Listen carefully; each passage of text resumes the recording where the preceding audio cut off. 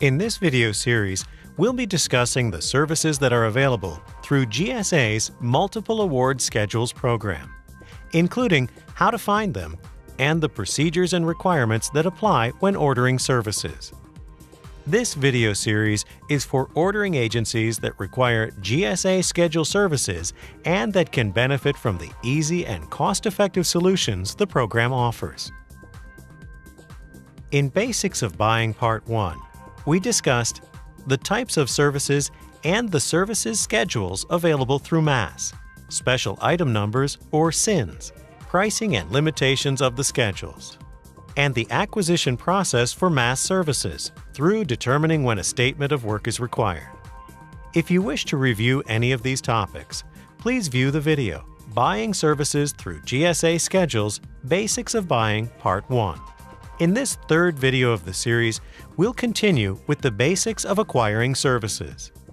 This includes advisory and assistance services, limited sources justifications, and awarding and administering task orders for schedule services and exercising options. Another consideration when planning your acquisition of MAS services is the usage of advisory and assistance services. These are classified as management and professional support services, studies, analyses, and evaluations. This includes studies in support of R&D activities, and engineering and technical services. You need to be careful when contracting for advisory and assistance services. The requirement cannot be used to obtain professional or technical advice which is readily available within the agency or another federal agency. Think of the professional or technical advice like a supply that exists in either inventories of the requiring agency or available for use from another agency. FAR 37.2 states that agencies may contract for advisory and assistance services to obtain outside points of view, advice, opinions, or special knowledge or skills, enhance the understanding of and develop alternative solutions to complex issues, and support and improve the operation of organizations or systems. The FAR also outlines circumstances in which advisory and assistance services cannot be acquired and used. They are performing work of a policy, decision-making, or managerial nature which is the direct responsibility of agency officials, bypassing or undermining personnel ceilings, pay limitations, or competitive employment procedures, contracting on a preferential basis to former government employees, aiding in influencing or enacting legislation under any circumstances, and obtaining professional or technical advice which is readily available within the agency or another federal agency. Now let's review limited sources justification and approval, sometimes referred to as sole source. When ordering services through MAS, limited sources are covered in FAR 8.405.6, which states that schedule orders are exempt from FAR Part 6. It goes on to state that ordering activities must justify restricting consideration when restricting to fewer contractors than required, per FAR 8.405.1 and 8.405.2, and when limiting consideration to a specific brand name.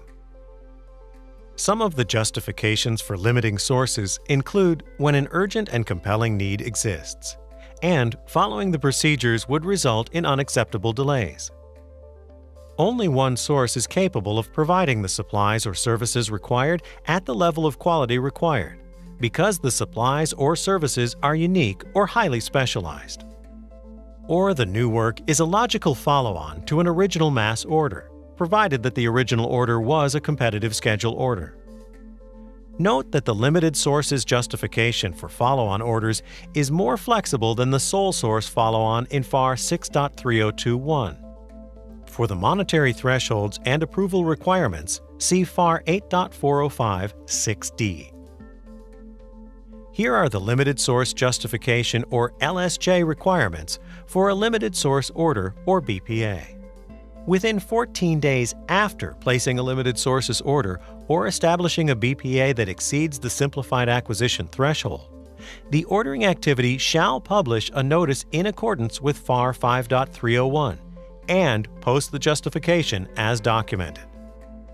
Note that for urgent and compelling circumstances, the posting is required within 30 days versus 14. Here are the LSJ requirements for an order limited to a brand name. Brand name only buys do not need to be posted to FPO. They are competed among schedule holders, so the justification is posted with the RFQ. Therefore, it does not need to be posted again on FPO after the award. Note, if your requirement includes a brand name or equal product, it does not require an LSJ, but it does require you to list the salient characteristics of the brand name item.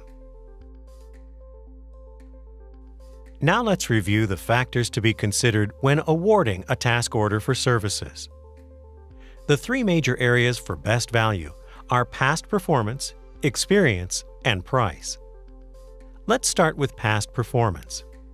Past performance is a measure of a service provider's past customer satisfaction and compliance with applicable laws and regulations. In the case of ordering services from a GSA schedule, ordering activities would typically look at the contractor's past performance based on previous scheduled task orders.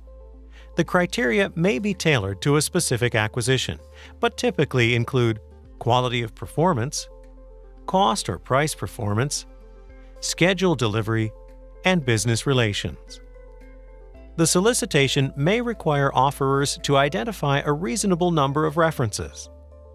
Generally, FAR 9.4051 prohibits agencies from placing orders with contractors that are debarred, suspended, or proposed for debarment. So, prior to placing an order, ordering activities must check the System for Award Management, or SAM, which consolidates records from a number of previous systems, including the Excluded Parties Listing System. There is a distinction between past performance and past experience. Experience refers to whether the schedule contractor has previously performed the requisite work and is based on their ability to comply with the delivery or performance schedule, organization, experience, operational controls, and technical skills needed to complete the contract, and production equipment, technical equipment, and facilities needed to complete the contract. In evaluating past performance and experience, ordering activities must be reasonable and consistent with the RFQ's evaluation criteria. When buying services in accordance with FAR 8.4052, the ordering activity is required to conduct an overall price reasonableness determination. This means that the proposed mix of labor and level of effort must be considered in order to ensure that the overall price is fair and reasonable and provides the best value to the government. This does not mean that the hourly rate itself needs to be evaluated. GSA is responsible for establishing the rates and for determining that the rates are fair and reasonable at the schedule contract level. The ordering activity must also ensure that the personnel proposed meet the minimum education and experience requirements stated in the MAS contract, and whose labor category description in the MAS contract is appropriate to satisfy the statement of work in the requirement.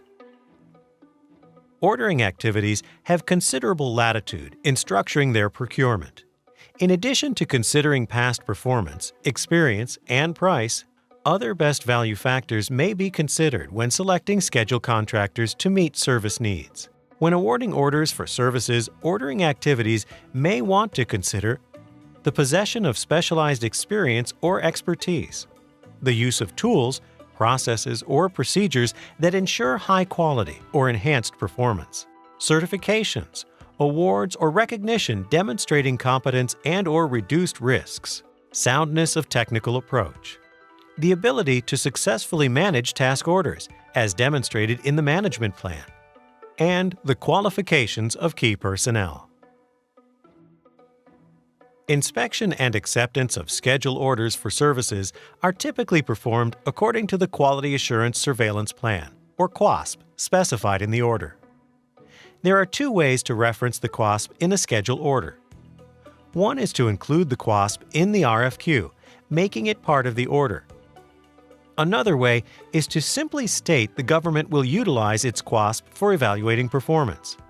One benefit of not including the QASP in the order is that the government can modify it at any time without the need for a bilateral modification of the order. There are two types of terminations that may be applied to individual orders for services: terminating for cause and terminating for the government's convenience. See FAR 8.4064 and 8.4065 respectively. Now let's briefly review options and schedule orders. Options may be included on orders placed against GSA mass contracts, provided that the options are clearly stated in the requirement and are evaluated as part of the ordering activity's best value determination. Options may be exercised on schedule contract orders, provided that FAR Clause 52.217.8 and/or 52.217.9 is completed and provided in the RFQ. Funds are available. The requirement covered by the option fulfills an existing government need. Prior to exercising an option, the ordering activity ensures that it is still in the government's best interest with price and other factors considered. The term for each order placed under the schedule contract is specified in the order.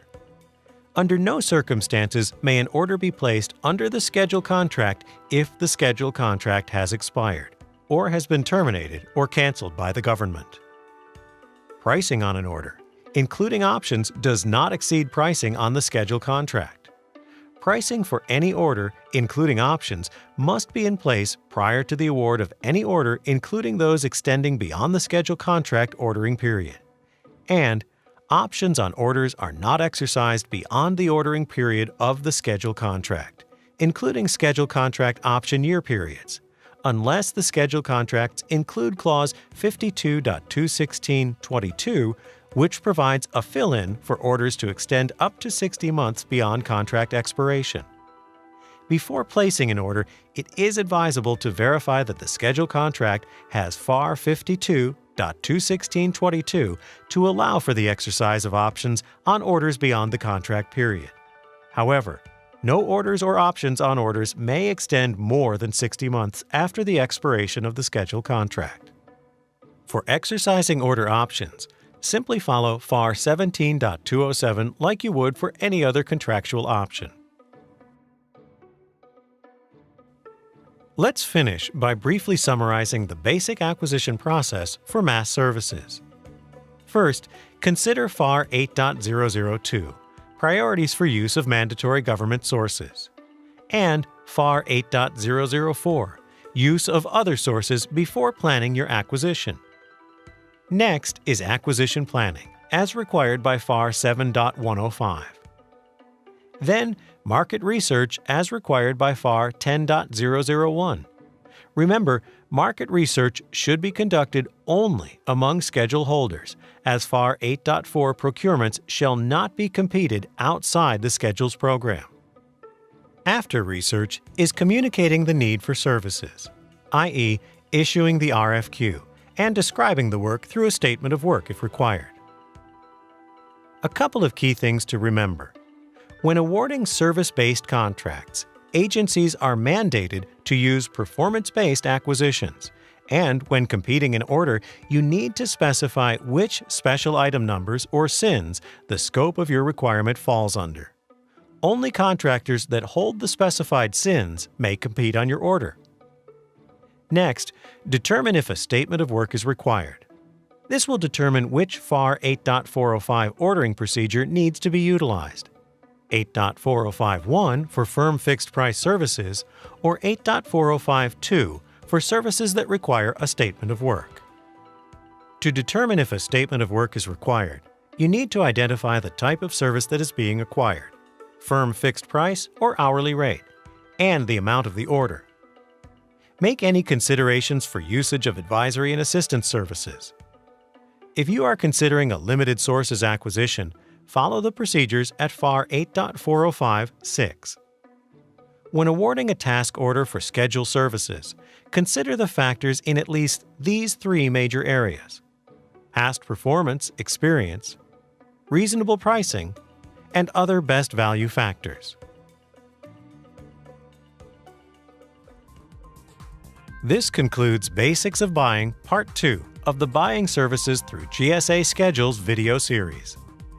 Now that you have an understanding of the consideration for advisory and assistance services and limited sources acquisitions, and awarding and administering task orders, you're ready to learn more about using the MAS program. In the next video, Using BPAs and CTAs for Service Acquisitions, we'll cover the benefits of using contracting team arrangements and blanket purchase agreements for scheduled services. See you there.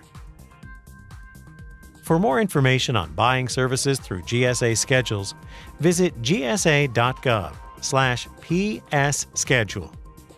For updated training information, visit gsa.gov/MAS-news.